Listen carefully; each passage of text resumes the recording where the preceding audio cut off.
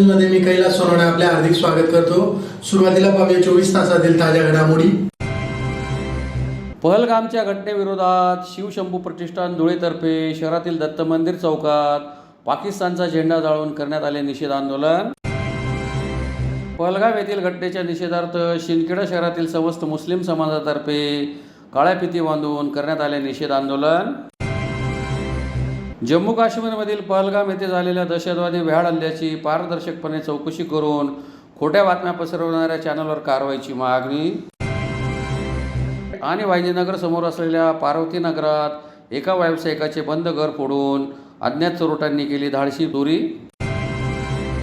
आता बातमीपत्र विस्ताराने। जम्मू काश्मीर येथील पहलगाम येथे हिंदू पर्यटकांची धर्म विचारून हत्या करण्यात आली। या घटनेच्या निषेधार्थ शिवशंभू प्रतिष्ठान धुळेतर्फे शहरातील दत्त मंदिर चौकात पाकिस्तानचा ध्वज जाळून पाकिस्तान विरोधी घोषणाबाजी करीत निषेध आंदोलन करण्यात आले। जम्मू काश्मीर येथील पहलगाम येथे हिंदू पर्यटकांची धर्म विचारून हत्या करण्यात आली। या घटनेच्या निषेधार्थ शिवशंभू प्रतिष्ठान धुळेतर्फे शहरातील दत्त मंदिर चौकात पाकिस्तानचा ध्वज जाळून पाकिस्तान विरोधी घोषणाबाजी करीत निषेध आंदोलन करण्यात आले। यावेळी उपस्थित नागरिकांनी हातातील लाठ्या दाखवून ईट का जवाब पत्थर से देंगे अशा घोषणाही दिल्या। दत्त मंदिर चौक येथे झालेल्या आंदोलनात पाकिस्तानचा ध्वज पायदळी तोडून जाळण्यात आला। यावेळी शिवशंभू प्रतिष्ठानचे अध्यक्ष मोहित देसले, उपाध्यक्ष advocate Amit Dusane, Sanjay Borse, Shivaji Pawar, Vilas Patil, S B. Patil, R D. Patil, doctor Tushar Bhat, doctor Mandar Maskar, Yuvraj Mandle, Prathamesh Gandhi, Yuvraj Borse, Jayesh Patil, Prabha Pardeshi, Karan Londhe, Kunal Targe, Manoj Patil, Pramod वाणी, विक्रांत सूर्यवंशी आदी उपस्थित होते। असा आता हिंदू मातावर शकतो आणि आता लाट्या तलवारी घेऊन आता वाईटू तलवारी आणि शस्त्राने दाखवून जातोय की आता शस्त्र उचलायची आपल्या सगळ्याची वेळ आली आहे। ही वेळ आज सगळ्या ज्येष्ठ नागरिकांनी सुद्धा लाट्या उचललेल्या आहेत। आपण जनजागृती हिंदूची करावी। या आतंकवादी लाट्यांची पाकिस्तानाची हिंमत करायला याच्या पुढे व्हायला नको। म्हणजे रोहिंगे आपल्या धुळे जिल्ह्यामध्ये मालेगावमध्ये यांना सुद्धा बाहेर काढायची वेळ आता आलेली आहे। एनआरसी ऍक्ट लागू व्हायला पाहिजे, सीएए लागू व्हायला पाहिजे। हे आपल्या सरकारने निदर्शनाला आपण निदर्शनाला आणून देतो आहे। यापुढे हे निदर्शन कंटिन्यू होईल आणि याच पद्धतीने होईल। आज पायाखाली झेंडा ही आपली हिंमत आहे। या सगळ्या जनजागृती दत्त मंदिर चौकाची ताकद आहे। जम्मू काश्मीर येथील पहलगाम येथे झालेल्या दहशतवादी हल्ल्याच्या निषेधार्थ शिंदखेडा शहरातील समस्त मुस्लिम समाजातर्फे तेरागर मोहल्ला येथे काळ्या फिती बांधून निषेध आंदोलन करण्यात आले। जम्मू काश्मीरमधील पहलगाम येथे झालेल्या दहशतवादी हल्ल्याच्या निषेधार्थ शिंदखेडा शहरातील समस्त मुस्लिम समाजातर्फे तेराघर मोहल्ला डॉक्टर इद्रिस कुरेशी यांच्या दवाखान्यासमोर काळ्या फिती लावून निषेध आंदोलन करण्यात आले। यावेळी पाकिस्तान मुर्दाबाद, आतंकवादी मुर्दाबाद अशी घोषणाबाजी करण्यात आली। संपूर्ण जगात दहशतवादाचा हैदोस माजला आहे। यापूर्वी भारतात दहशतवादी हल्ले झाले, परंतु पहलगाम येथे अतिरेक्यांनी धर्म विचारून पर्यटकांवर बेछूट गोळीबार केला। ही घटना मानवतेला काळिमा फासणारी आहे। अशा अतिरेक्यांना फासावर लटकावे वा जागेवर ठार करावे। केंद्र सरकारने या विरोधात कठोर भूमिका घ्यावी अशी मागणी करण्यात आली आहे। यावेळी डॉक्टर इद्रिस कुरेशी, इक्बाल तेली, डॉक्टर वसीम कुरेशी, ॲडव्होकेट तालिब कुरेशी यांच्यासह समीउल्ला पठाण, डॉक्टर युनुस कुरेशी, विक्की खाटिक, इरफान शेख, यूनुस पठाण, गाजी बाबा, गुड्डू कुरेशी, जावेद खान यांच्यासह मुस्लिम बांधव मोठ्या संख्येने उपस्थित होते। शिंदखेड़ा शहर की तरफ से और मुस्लिम समाज की तरफ से हैदर अली चौक में जो पहलगाम में जो आतंकवादियों का जो हमला हुआ है उसका शिंदखेड़ा शहर की तरफ से मुस्लिम समाज की तरफ से उसका जाहिर निषेध करते हैं। ये जो आतंकवाद जो है आतंकवादी, इन्होंने हमारे भारत को सुख चैन को, संविधान को ठेस पहुंचाई है। हमारे हिंदू बांधव, हिंदू महिला, छोटे बच्चे और हमारा एक शहीद, वो भी शहीद हो गए इसके अंदर। तो मैं पाकिस्तान के जो एकदम थर्ड क्लास के जो लोग हैं उनके लिए, हमारे जो भारत देश के जितने भी लोग हैं, इसके अंदर राजकारण, राजकीय कोई पॉइंट नहीं है। इसके अंदर अपने पास सिर्फ एक भारत में अपने को एकता बतानी है और अपना एक ही मिशन है। आपल्याला एक मिशन दाखवायचं आहे का आपल्या या भारतामध्ये या छटाकभर पाकिस्तानने आपल्या 1 किलोवर हमला केलेला आहे। हा निषेध आम्ही सहन करणार नाही। आमच्या भारताच्या निष्पाप बळी लोकांना 2-3 हजार लोक तिथं होते, पण आमचे 26 लोक या पाकिस्तानी लोकांनी मारलेले आहेत।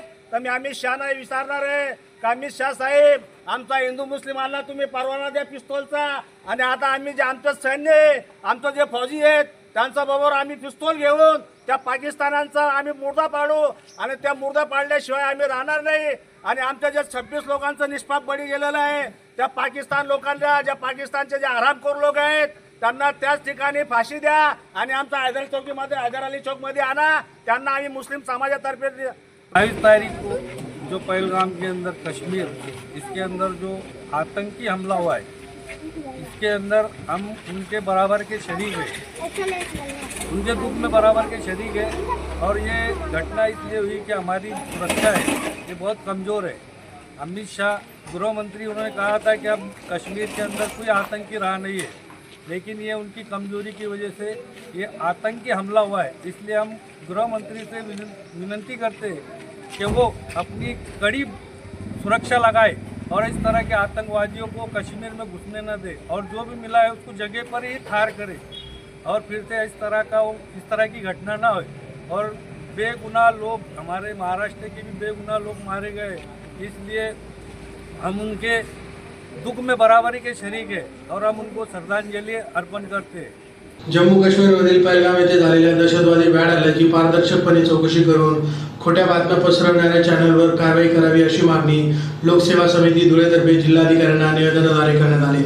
जम्मू काश्मीरमधील पहलगाम येथे झालेल्या भ्याड दहशतवादी हल्ल्याची पारदर्शकपणे चौकशी करावी, तसेच खोट्या बातम्या पसरवणाऱ्या टीव्ही चॅनलवर आणि सोशल मीडियावर चुकीची माहिती पसरवणाऱ्यांवर कारवाई करावी अशी मागणी लोकसेवा समिती धुळेतर्फे जिल्हाधिकाऱ्यांना निवेदनाद्वारे करण्यात आली आहे. निवेदनात म्हटले आहे की पहलगाम येथे दिनांक 22 एप्रिल रोजी झालेल्या दहशतवादी हल्ल्यात मृत्यू झालेल्या सर्वांना आम्ही श्रद्धांजली वाहतो, तसेच त्यांच्या कुटुंबियांच्या दुःखात आम्ही सहभागी आहोत. परंतु सदर घटनेची चौकशी विशेष समितीची नियुक्ती करून करीत हल्ल्यात सहभागी अतिरेक्यांना कठोरात कठोर शासन करावे अशी मागणी करण्यात आली आहे. यावेळी अकील अहमद, अब्दुल हाफिज, अमीन पटेल, अफसर पठाण, अशफाक पिंजारी, आसिफ भाई, अमीन भाई, शकील भाई, अफसर भाई आदि उपस्थित होते. आज हम लोग यहाँ पर कल जिलाधिकारी साहब को एक निवेदन देने आए थे कि अभी 22 अप्रैल को कश्मीर के अंदर एक बहुत ही शर्मनाक हादसा पेश आया है. एक बहुत अफसोसनाक हादसा हुआ है कि पहलगाम के अंदर जो आतंकवादी लोग थे,